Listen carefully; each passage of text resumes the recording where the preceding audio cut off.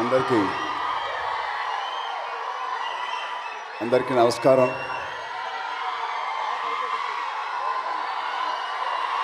Love you thank you love you all. Thank you అబ్బాయిలు, thank you అమ్మ, thank you love you two thank you. ముందుగా ఇక్కడికి వచ్చిన పెద్దలకి, సంధ్య గారి ఫ్యామిలీ మెంబర్స్కి, మీడియా మిత్రులకి, వేదిక మీద ఉన్న ఆర్టిస్ట్, టెక్నీషియన్స్, సంధ్య గారికి, రేవంత్ గారికి, అందరికీ మనస్ఫూర్తిగా నా అభిమానం తెలుపుకుంటున్నాను. నమస్తే. అండ్ అంతకంటే ఎక్కువ మా ప్రాణం, మా అభిమానులు,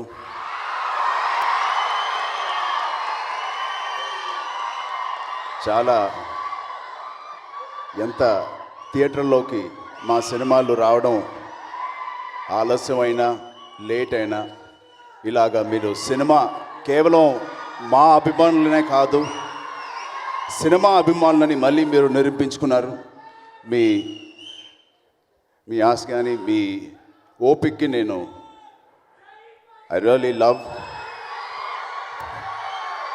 త్వరలో చాలా సినిమాలు ఇప్పుడు రిలీజ్ అవుతున్నాయి, మంచి హిట్లు అవుతున్నాయి. త్వరలో అన్ని సినిమాలు థియేటర్లకు వచ్చి అదే గ్లోరీ, అదే వైభవం మళ్ళీ తిరిగి రావాలని మన ఇండస్ట్రీకి నేను మనస్ఫూర్తిగా కోరుకుంటున్నాను.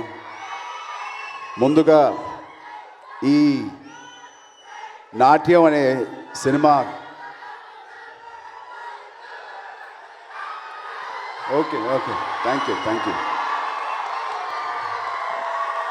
ముందుగా ఎందుకు ఇలా ఈ సినిమా ప్రీ రిలీజ్ ఫంక్షన్ నేను వచ్చాననేది మీకు తెలుసుకోవాలి.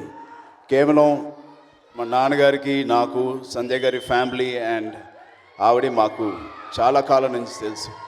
బట్ అది కారణం కాదు. నేను రీసెంట్గా I was fortunate to see the movie. మొన్నే సినిమా చూశాను. మనస్ఫూర్తిగా చెప్తున్నాను, ఇవాళ నన్ను పిలిచారనో లేకపోతే నేను ఏదో ఒకటి మాట్లాడాలి ఈ సినిమా గురించి అని నేను మాట్లాడలేదు. I loved every scene. మొదటి నుంచి ఆఖరి క్షణం వరకు, ఆఖరి నిమిషం వరకు ఇంత ప్యాషనెట్గా, ఇంత అద్భుతంగా నేను మామూలుగా నాకు చాలా మామూలుగా ఇండస్ట్రీ హిట్ అనే ఒక సినిమాలను కూడా ఇంటర్వెల్ తర్వాత నేను మామూలుగా కొంచెం నిద్రపోయి మళ్ళీ క్లైమాక్స్ దగ్గర లెగుస్తాను. అది నా పరిస్థితి.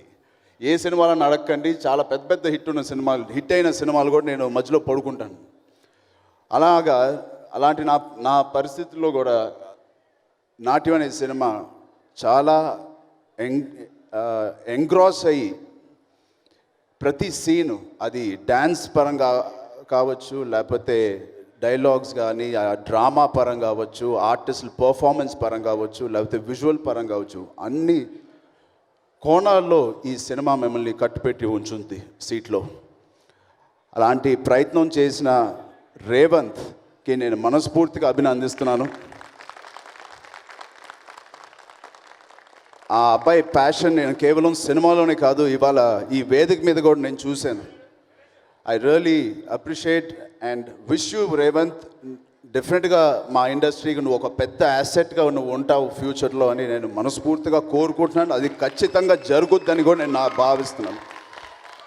కేవలం డైరెక్టర్గా కాదు, నా విజువల్స్ కూడా నాకు చాలా నచ్చినాయి. బాహుబలిలో ఒక సాంగ్ ఉంటుంది, హంస అని ఒక సాంగ్, ఆల్మోస్ట్ హంస అనే ఒక సాంగ్కి దగ్గరగా ఆ క్వాలిటీతోనే తీశాడు. ఆ కొరియోగ్రాఫర్స్ కానీ అందరికీ నేను ఆ సాంగ్ తీసిన అండ్ సంజయ్ గారి గురించి మాట్లాడతాను, అప్పుడే కాదు లాస్ట్లో మాట్లాడతాను. అందరికీ ఆ సాంగ్ కానీ, లాస్ట్లో పోనీ పోనీ అనే సాంగ్ కానీ, అన్ని సాంగ్స్ అద్భుతంగా ఉన్నాయి వినడానికి. బిగ్ అసెట్ ఈ సినిమాకి. ఏ సినిమాకైనా పెద్ద అసెట్ మ్యూజిక్. ప్రత్యేకంగా ఈ సినిమాకి కూడా మ్యూజిక్ ఒక పెద్ద ప్లస్ పాయింట్ అవుతుంది. 22వ తారీఖు మీరు అందరికి కూడా అది చూస్తారు. మరొకటి భరద్వాజ్ గారు, music director, Shravan Bharadwaj, I really enjoyed your music. ఇంత సోల్ఫుల్ మ్యూజిక్ చాలా కాలం అయింది నేను విని. మీ సోల్, మీ ప్రాణం పెట్టి చాలా ప్రేమతో ఈ కథను అర్థం చేసుకుని మీరు తీసినట్టు నాకు ఆ ఫీలింగ్ వచ్చింది. I really appreciate you. And మీతో పాటు మీ వైఫ్ పోనీ పోనీ అని సాంగ్ ఆవిడ పాడింది, చాలా బాగుంది మ్యామ్, నిజంగా చాలా ఎంజాయ్ చేసాం. అండ్ ఆ పాటలన్నిటికీ రాసిన కరుణాకర్ గారికి చాలా ఎంజాయ్ చేసామండి. చాలా చక్కగా రాశారు లిరిక్స్ అన్నీ. I really wish you all the best.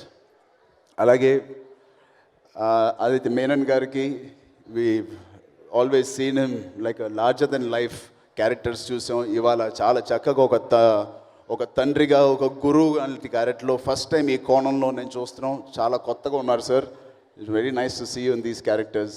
And మిగతా ఆర్టిస్టులందరికీ, వీరందరినీ కూడా నేను చూశాను, చాలా బాగా చేశారు. ఆ విలన్ రోల్లో మీరు చాలా బాగా చేశారు. థ్యాంక్ యూ సో మచ్, చాలా బాగా చేశారు.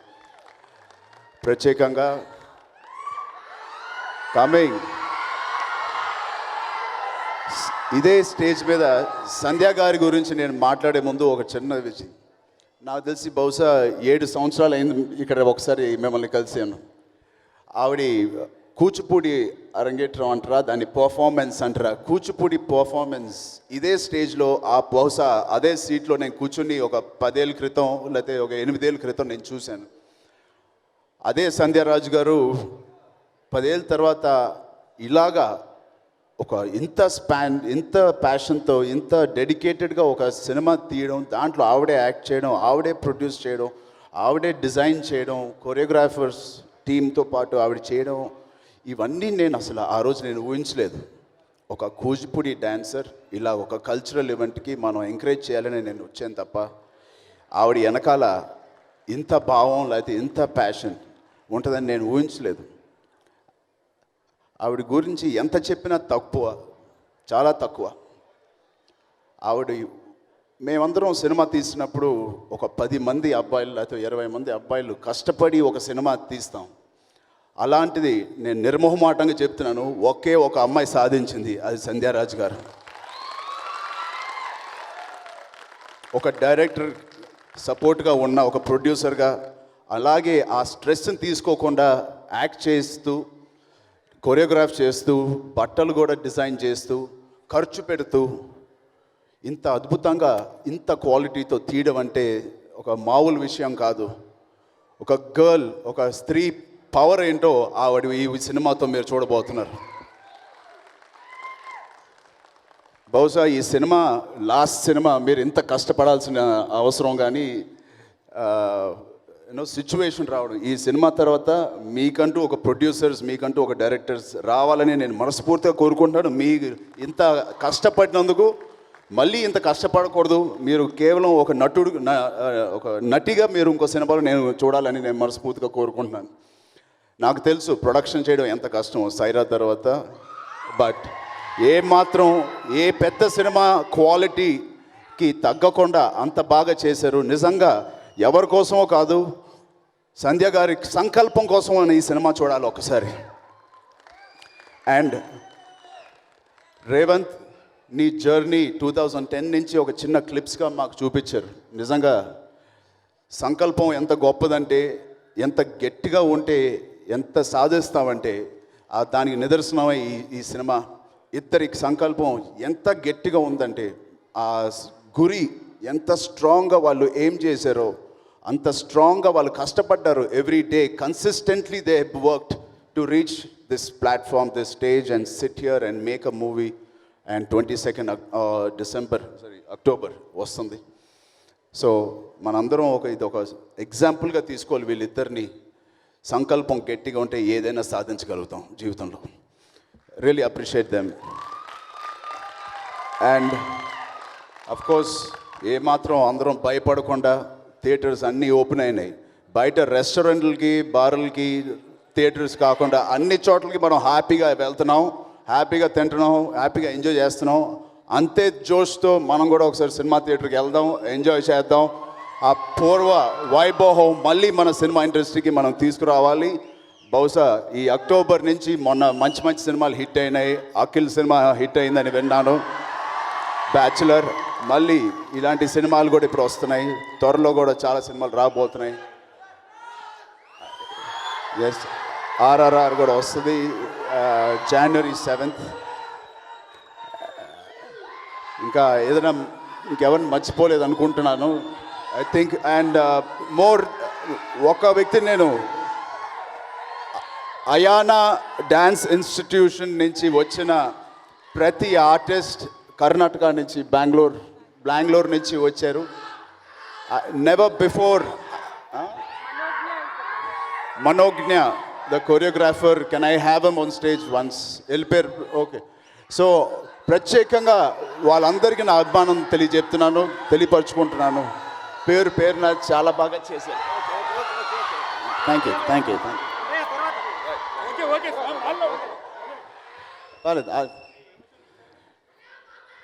యూ. సో అంతే, ఎక్కువ సమయం నేను తీసుకోవట్లేదు. ఖచ్చితంగా నేను చెప్పానని కాదు, మామూలుగా మా కుర్రోళ్ళు కానీ అబ్బాయిలు కానీ, ఆఖరికి నేను కూడా ఇప్పుడే భరతనాట్యం అన్నాను, మీరు వచ్చారు. Congratulations, really appreciate what you did in the film. And నా కోసం ఒక చిన్న మెమరబుల్ ఈవెంట్ మాకు ఇచ్చినందుకు I will always remember life long. Thanks to the whole team. Thank you.